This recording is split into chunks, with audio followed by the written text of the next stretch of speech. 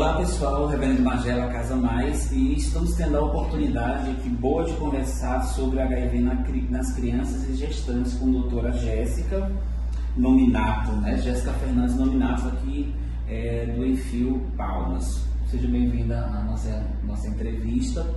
E está tendo uma série de vídeos, inclusive a senhora já passou ali, a senhora já deu bastante informações e agora a gente vai ter essa conversa. E aí nos seus vídeos eu pude pude conhecer inclusive mais sobre a questão do HIV nas crianças, e uma das coisas que me chamaram a atenção doutora, assim, qual o primeiro, assim, a mulher gestante, como que ela deve ficar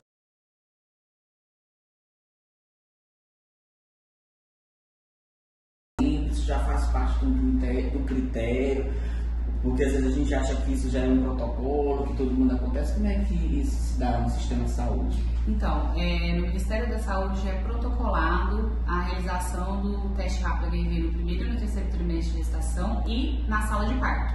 Então a gente já tem a testagem rápida para o HIV para essas gestantes. O que acontece é que a maioria dos pacientes são assintomáticos, não sentem nada, descobrem, principalmente as gestantes, descobrem durante o ato da testagem. Por isso que é tão importante assim a extensão da realização dos testes rápidos, tanto de HIV quanto de hepatites e também sífilis, para as testagens, porque a maioria das infecções são assintomáticas, não tem nenhum sintoma. E hoje no nosso estado, aqui em Palmas, que as pessoas aqui em Palmas é como a maioria dos estados, né? As pessoas saem da zona rural para a capital. Essas mulheres que vêm e fazem essa testagem, que se descobrem positivas, assim, tem uma característica, olha, são mais mulheres negras, mulheres jovens, ou como é que está esse território nosso, esse nosso universo? Antes a gente tinha um padrão de infecção, né? A gente olhava para o paciente, tinha um padrão, geralmente um pouco entre os 30 anos, geralmente mulheres pardas ou negras. Hoje em dia não.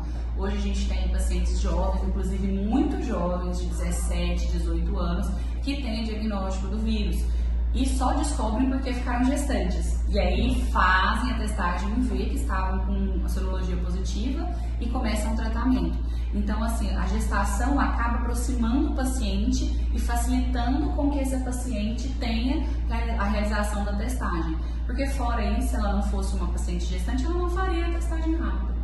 E aí quando fosse descobrir ali por uma outra doença oportunista... Uma infecção oportunista já estaria com uma AIDS, em vez de ser só uma infecção pelo vírus.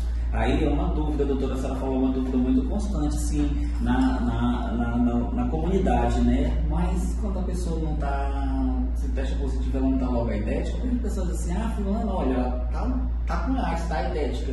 AIDS e HIV é igual na gestante e nas crianças? Como é que funciona isso? Como é que é essas diferenças?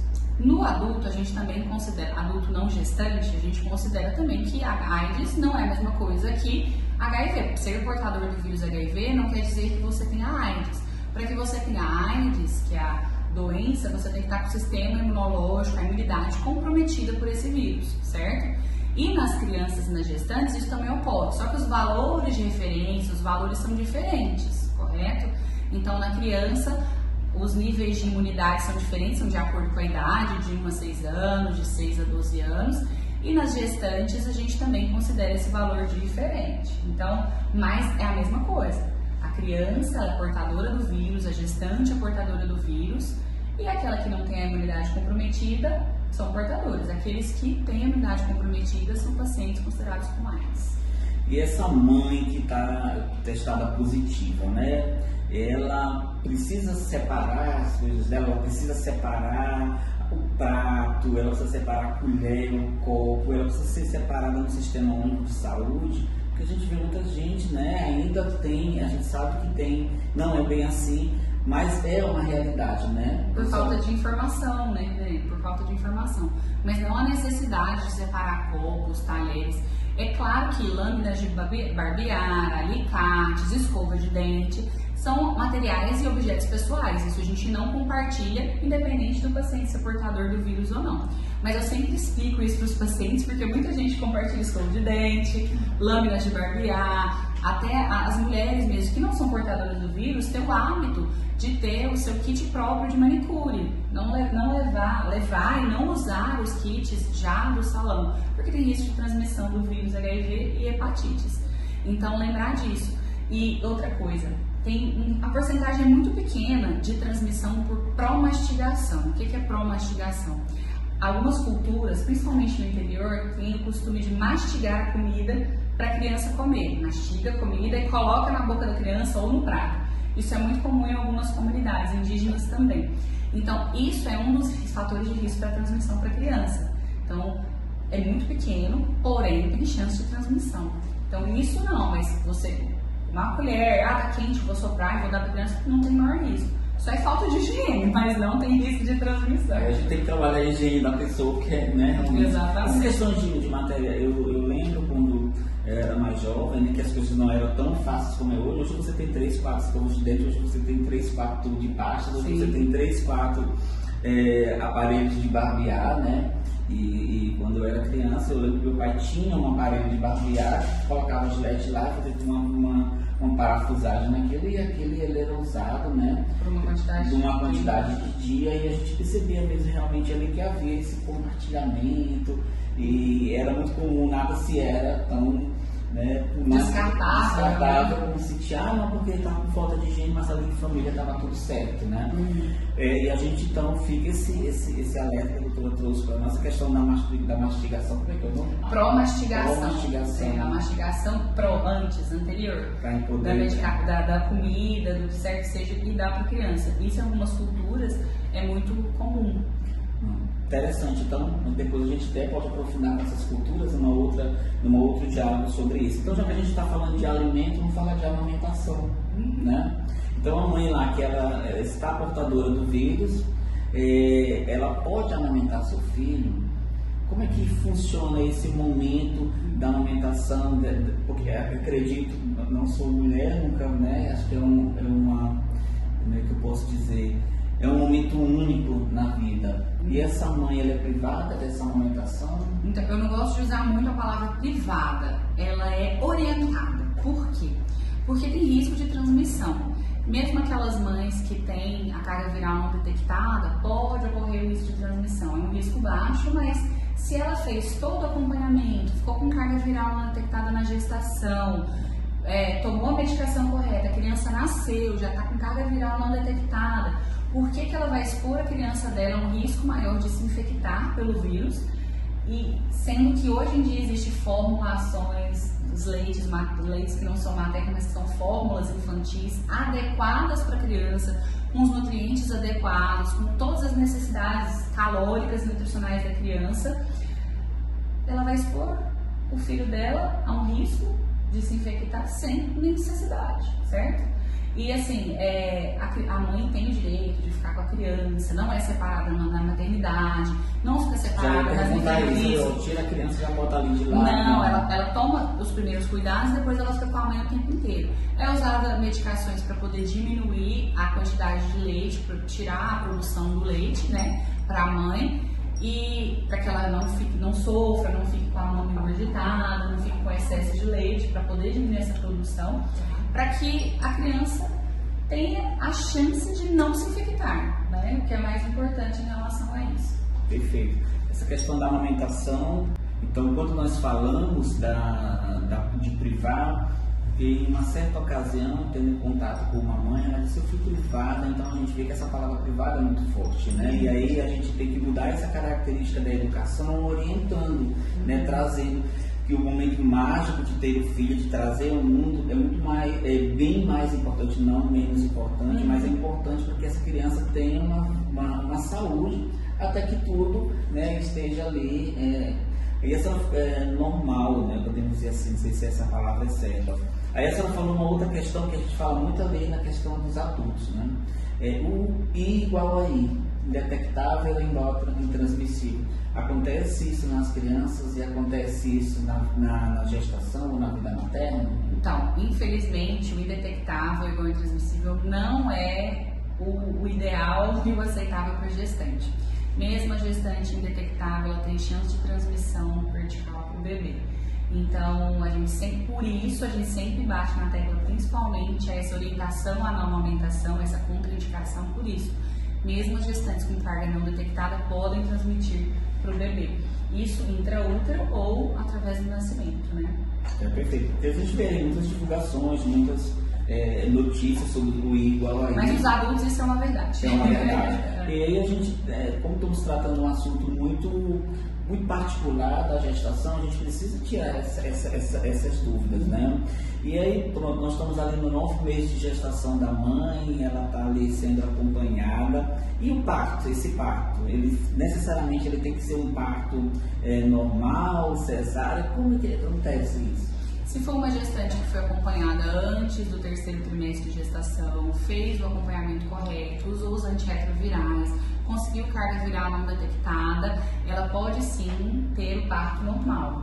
Claro, depois que o bebê nascer, ele vai ter todo aquele atendimento no nascimento, um banho imediato, vai fazer os antirretrovirais, seja ele no caso, parto normal, baixo risco, vai fazer o AZT endovenoso, certo? Na mãe, o neném vai tomar o azidovudina durante os 28 dias, mas essa gestante que teve carga não detectada, que fez o acompanhamento correto, conseguiu ficar não detectada, pode sim ter parto normal.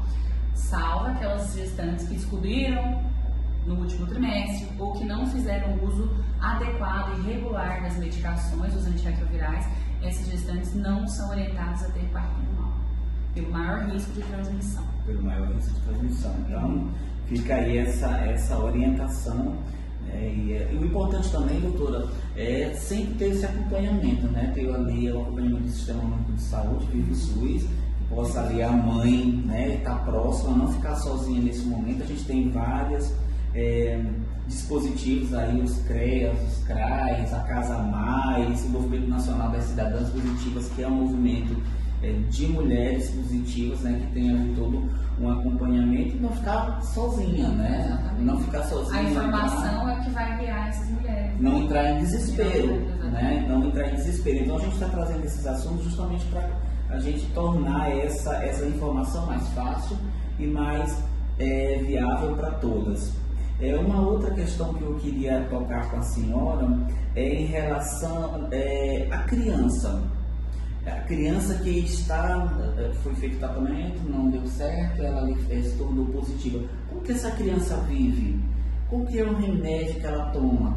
É igual aos adultos, aqueles comprimidos grandes? Como é que a senhora, na sua experiência, tem acompanhado esse tratamento com as crianças? Então, o tratamento com as crianças é uma luta diária, porque tem diminuído bastante, graças às medicações, à ciência e às informações, né, dos pacientes e dos médicos em geral, a transmissão tem diminuído bastante. Por terem poucos pacientes, o investimento nessas medicações são menores. Então a gente não tem muitas opções de medicações para tratar as crianças.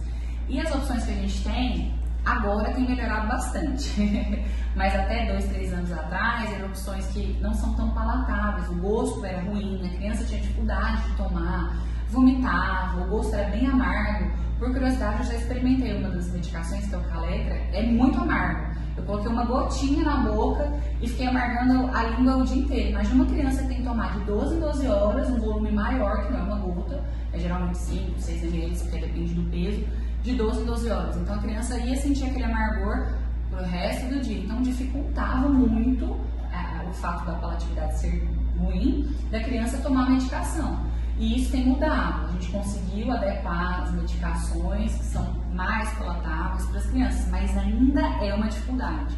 Até porque a criança não tem a consciência do que ela precisa tomar e o que ela tem.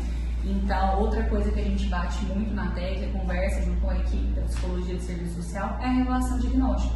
Não atrasar a revelação diagnóstica desses pacientes, começar ali nos 6, 7 anos, para que com 10, 11 anos a criança tenha noção e saiba por que ela toma o remédio, para facilitar a adesão, para saber, não, eu tomo remédio porque eu preciso para mim não ficar doente. Então isso facilita com que a criança tome a medicação. Isso é um pilar importantíssimo para o acompanhamento dessas crianças e adolescentes, né, que vão se tornar adultos, no tratamento do HIV. E é desde o começo, na infância, que a gente começa a fortalecer a adesão no paciente para ser aquele paciente adulto que entende a necessidade do tratamento e se trata. E evita as infecções oportunistas durante a idade da criança. A senhora falou um tema muito interessante. Casa Mais ela tem trabalhado muito dentro do Estado na questão da adesão ao tratamento. A gente tem grande dificuldade na adesão ao tratamento com adultos e jovens. Né? Então as crianças se tornam ainda muito mais um desafio. Doutora, aqui na nossa cidade, tem muitas crianças vivendo com HIV? A gente faz o atendimento daqui, não só de Palmas, mas como do interior e outras regiões. A gente tem até atendido alguns pacientes que são acompanhados no SAI, mas como eu sou infecto-pediatra, eles acabam passando pelo menos 1 ou 2 consultas comigo. A gente tem uma quantidade até expressiva pela população, né, do estado de pacientes que estão acompanhando. Crianças. E as gestantes? De gestante? Todo dia tem 2, 3 casos novos de gestação. E de primo diagnóstico, não digo aquelas gestantes que já eram sabidamente HIVs, que já faziam um tratamento. São gestantes que descobriram no pré-natal. Então fica esse alerta, né, para a comunidade do Tocantins, aqui em nossa cidade. O esforço tem sido, a gente tem aparelhos importantes como o Enfio, né, como os outros aparelhos, mas é preciso que a gente converse com a comunidade, converse com a população sobre a transmissão do HIV, né, sobre as pessoas que se testam positivos para HIV. E nessa questão da gestante, nessa questão das crianças justamente, porque as que testam positivas para HIV serão os adultos que vivem com HIV, né? Então tem adesão ao tratamento, tem as outras questões de saúde integral da pessoa que vive com HIV, não é só tomar a medicação, tá tudo bem, não. Então tem todas outras questões que a gente precisa aí colocar. Então, eu vou deixando minhas considerações finais aqui para a doutora, para que ela possa deixar aí essa mensagem para as mães, sobretudo nossas mães aqui no Tocantins, no nosso estado e aqui na cidade de Palmas, sobre esse autocuidado.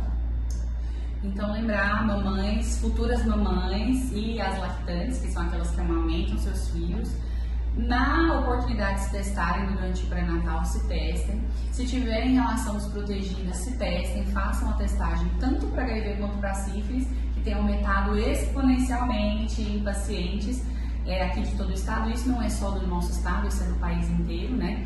A gente tem visto um aumento do número de casos de sífilis importante, tanto no adulto quanto na criança. Então, se testem, aproveitem o Enfio, as unidades básicas de saúde também fazem essa testagem e procurem informação. O mais importante de tudo isso é se informar, não deixar que a obscuridão, eu falo muito aos pacientes, não ficar na obscuridão, não ficar na dúvida, porque a dúvida vai trazer muito mais remorso, vai trazer muito mais preocupação do que realmente saber, conhecer e entender o seu problema.